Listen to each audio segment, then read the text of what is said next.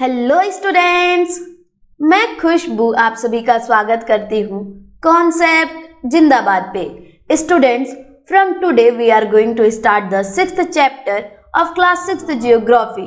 The title of the chapter is major landforms of the earth.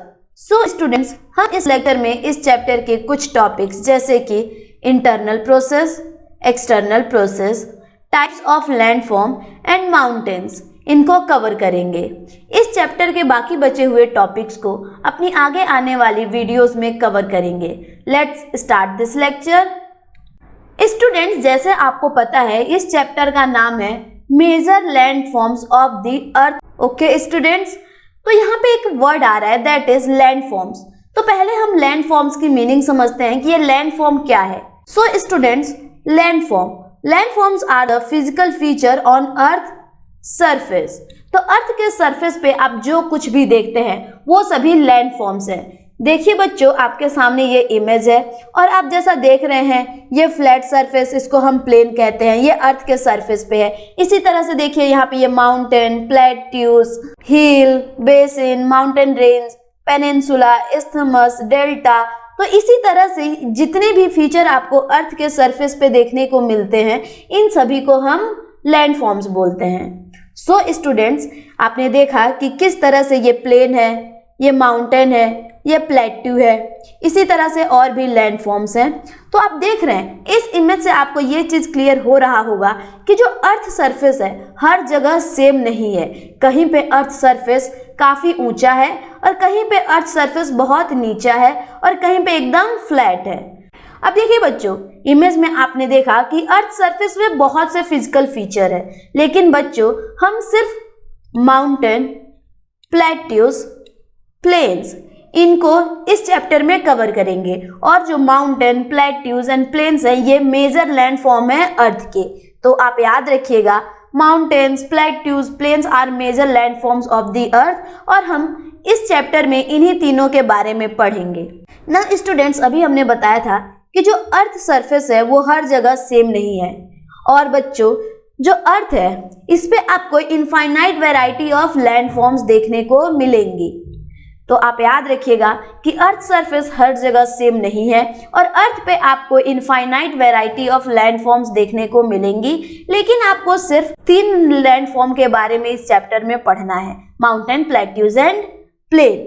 Now next point भी अभी हमने discuss किया था कि जो लिथोस्फीयर है जिसको आप अर्थ सरफेस भी कहते हैं, तो अर्थ सरफेस का कुछ एरिया बहुत ज़्यादा ऊंचा और कुछ एरिया बहुत ज़्यादा नीचे है। तो यहाँ पे हमने बेसिक इंट्रोडक्शन लिया चैप्टर में क्या है और हम क्या करने जा रहे हैं। अब बच्चों हम पढ़ेंगे कि किस तरह से जो ये लैंड फॉर्म्स है इनका फॉर्मेशन हुआ, कौन सी वो प्रोसेस है जिनकी वजह से अर्थ सरफेस पे infinite type of land forms देखने को मिलते हैं।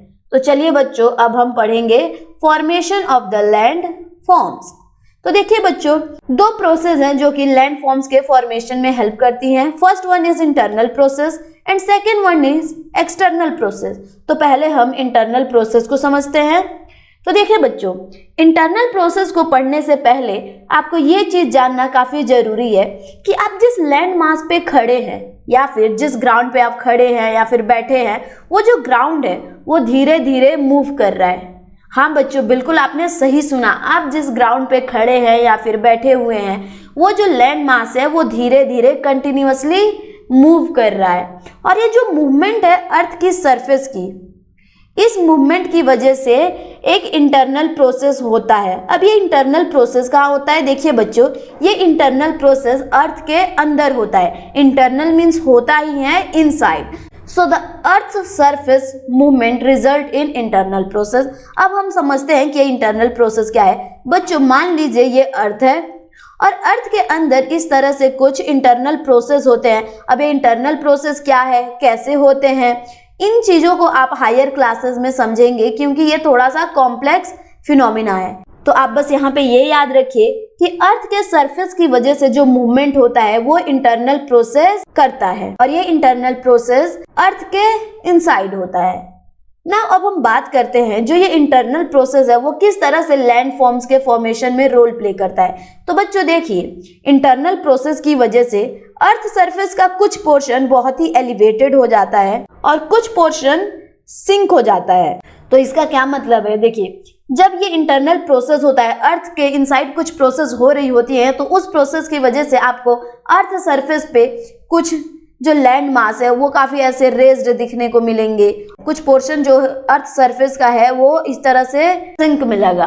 तो ये देखा आपने कि किस तरह से इंटरनल प्रोसेस की वजह से अर्थ सरफेस का कुछ पोर्शन एलिवेटेड दैट इज ऊंचा हो जाता है और कुछ पोर्शन काफी नीचे हो जाता है। तो यहाँ पे बच्चों हमने इंटरनल प्रोसेस समझा। अब हम बात करते हैं एक्सटर्नल प्रोसेस की। जैसा कि ये जो टर्म है एक्सटर्नल, ये खुद इंडिकेट कर रहा है कि जो ये प्रोसेस है ये अर्थ के इनसाइड नहीं होता है बच्चों, ये प्रोसेस अर्थ के सरफेस पे होता है। आप ध्यान रखिएगा कि जो इंटरनल प्रोसेस है वो अर्थ के इनसाइड होता है, लेकिन जो एक्सटर्नल प्रोसेस है वो अर्थ के सरफेस पे होता है बच्चों।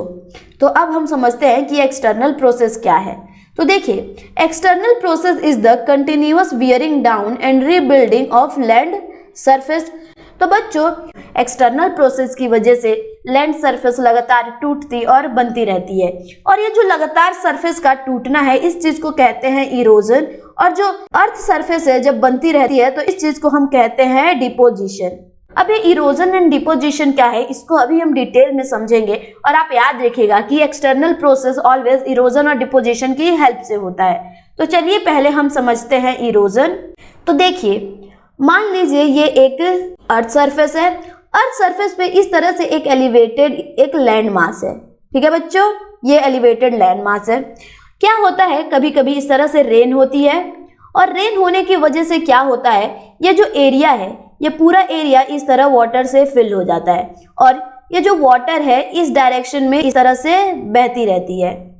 तो जब ये वाटर इस डायरेक्शन में ऐसे बहती है तो ये जो लैंड मास था, इस लैंड मास का जो अपर पोर्शन है, इस लैंड मास पे अपर पोर्शन पे सॉइल होगा, और उस सॉइल के पार्टिकल को ये जो वाटर है अपने साथ बहा के लेके चली जाती है।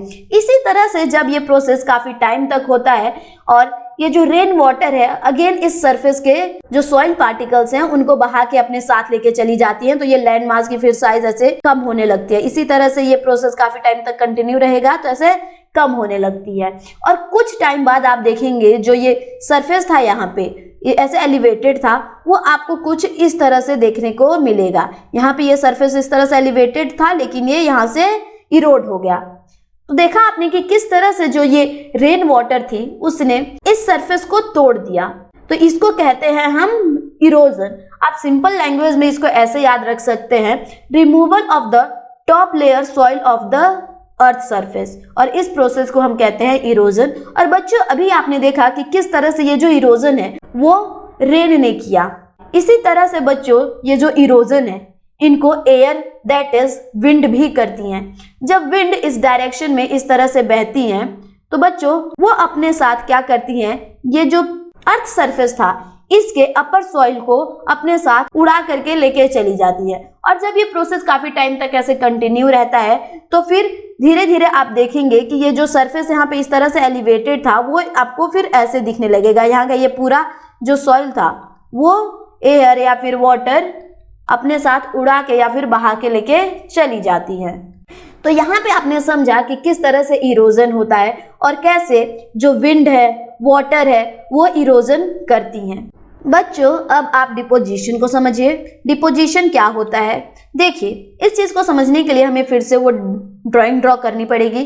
तो देखिए ये हमारा ऐसा सरफेस था और इस पे एक एलिवेटेड इस तरह से लैंड मास था। एयर और विंड की एक्शन की वजह से ये जो लैंड मास था वो टूट गया और इस तरह से ये एक आपको फिर कुछ समय बाद एक लैंड मास दिखा। तो ये था इरोजन के बाद इस तरह से ये लैंड मास हो गया। अब देखिए बच्चों क्या होता है, जब ये जो लैंड मास है टूटने के बाद ऐसा हो गया था, जब ये वापस अपनी पुराने शेप में जैसे कि ऐसे था आ जाएगा तो इसको कहेंगे डिपोजिशन। और ये जो प्रोसेस है ये भी विंड और एयर ही करती हैं। जो ये अर्थ सरफेस है इसको तोड़ती भी विंड एंड एयर ही है और इसको वापस रिबिल्ट भी विंड एयर ही करती हैं। जैसे कि यहाँ पे आपने देखा कि कैसे विंड या फिर वाटर इस सरफेस को तोड़ दिया और ये जो सॉइल था इस सरफेस का, इसको उड़ा के या फिर बहा के कहीं और चली गई। तो इसी तरह से किसी और पार्ट में, अर्थ सरफेस के किसी और पार्ट में ये जो वाटर है या फिर विंड है, ये क्या करते हैं, कहीं और से इसी तरह से सॉइल पार्टिकल को तोड़ करके अपने साथ बहा के उड़ा के लेके आते हैं।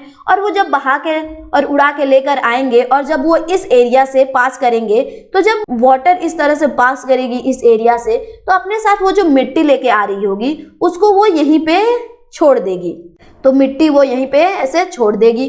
तो इस तरह से जब ये प्रोसेस काफी टाइम तक कंटिन्यू रहेगा तो आप देखेंगे कि इस तरह से फिर से एक लैंडफॉर्म बन जाएगा। तो ये इस तरह से एक लैंडफॉर्म बन जाएगा, जैसे ये पुराने फॉर्म में था उसी तरह से ये अभी भी आ जाएगा। तो इस प्रोसेस को हम कहते हैं डिपोजिशन। इरोजन की प्रोसेस से जो लैंडफॉर्म लोअर हो गया था उसको अगेन डिपोजिशन की प्रोसेस से बनाया जाता है। तो इसको हम कहते हैं डिपोजिशन। और बच्चों, ये अभी हमने वाटर के केस में समझा।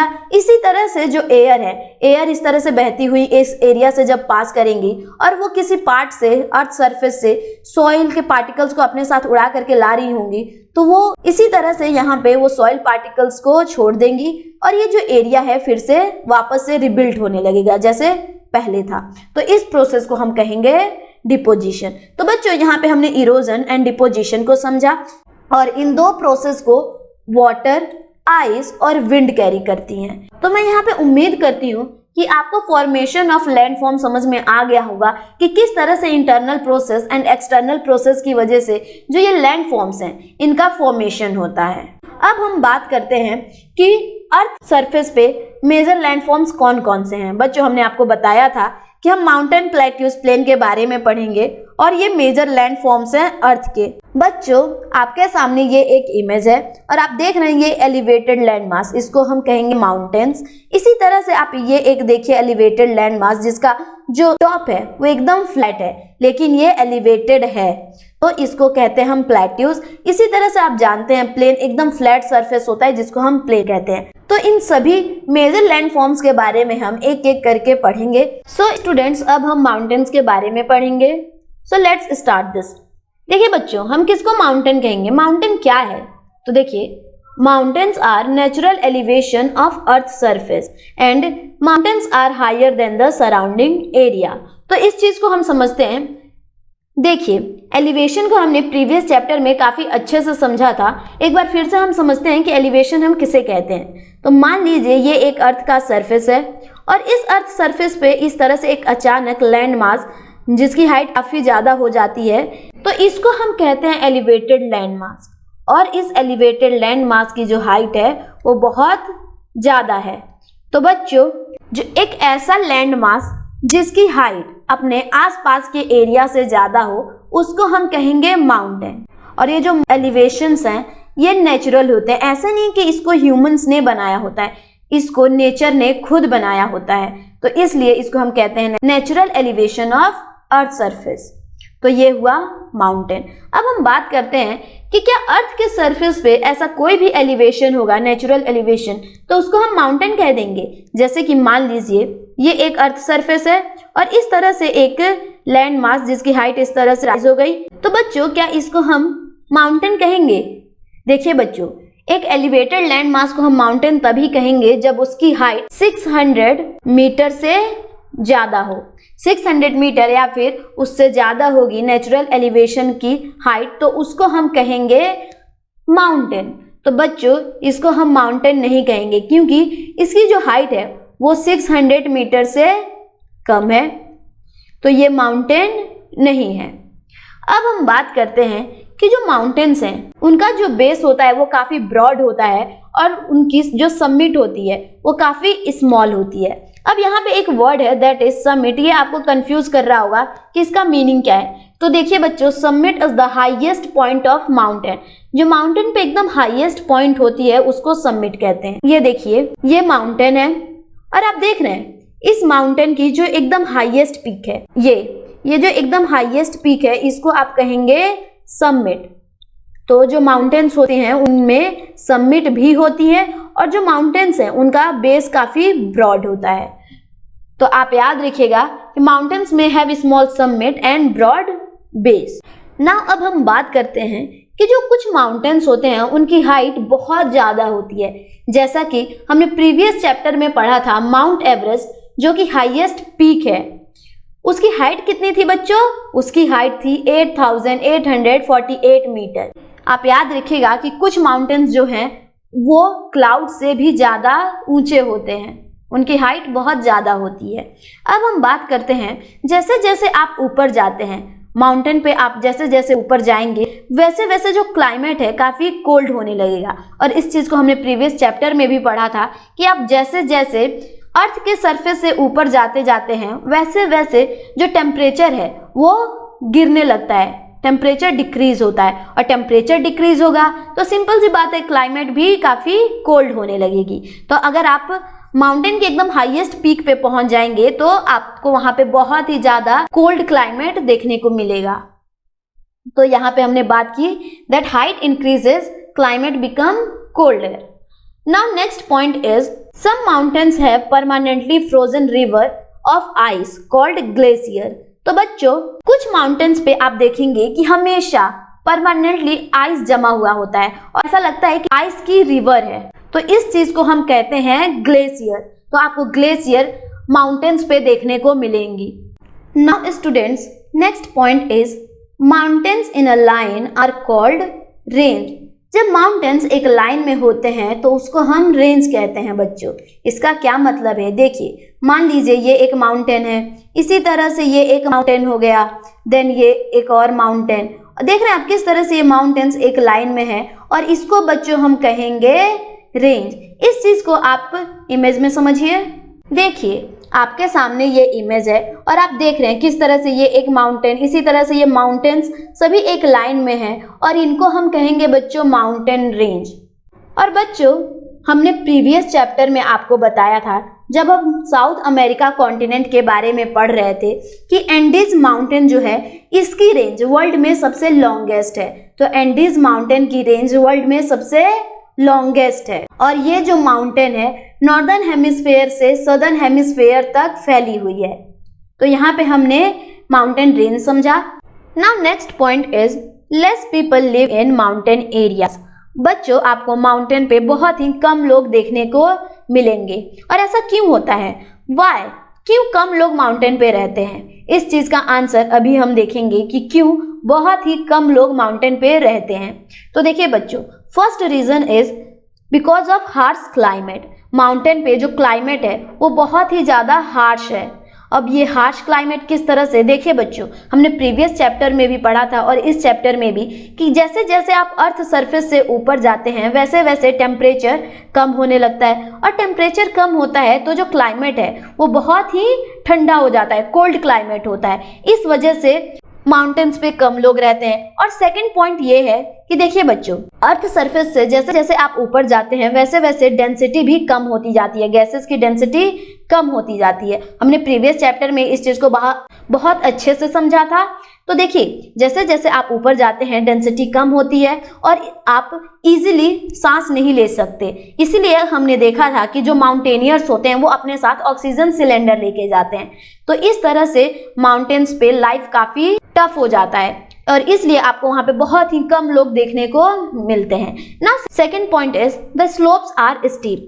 जो माउंटेन की स्लोप्स होती हैं वो काफी स्टीप होती है। अब इस चीज का क्या मतलब है? देखिए, मान लीजिए ये माउंटेन है, तो माउंटेन की जो ये वाला सेक्शन है, ये पार्ट, इसको हम कहते हैं बच्चों स्लोप। तो माउंटेन की जो स्लोप है वो काफी स्टीप होती है। अब चलिए स्टीप को आप ऐसे समझिए। देखिए ये एक अर्थ सरफेस है और अर्थ सरफेस पे इस तरह से एक ये लैंड मास है, ऐसे इसका स्लोप है। वहीं पे एक ये अर्थ सरफेस है और एक लैंड मास है जो कि ऐसे है। तो बच्चों ये कौन सा लैंड मास की स्लोप ज्यादा स्टीप है? देखिए बच्चों, इस लैंड मास की जो स्लोप है वो ज्यादा स्टीप है एज कम्पेयर टू इसकी। तो इसलिए जो माउंटेन्स की स्लोप है वो काफी स्टीप होती है, और काफी स्टीप होती हैं तो लोग इजिली यहाँ पे अपना घर बना करके नहीं रह सकते। तो ये कारण है।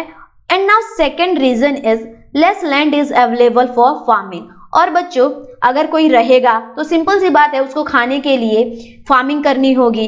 तो बच्चों माउंटेन्स पे बहुत ही कम एरिया अवेलेबल है फार्मिंग करने के लिए, और इसलिए भी ये एक कारण है कि माउंटेन्स पे कम लोग रहते हैं। तो यहाँ पे हमने 3 रीजन समझे कि क्यों माउंटेन्स पे कम लोग रहते हैं।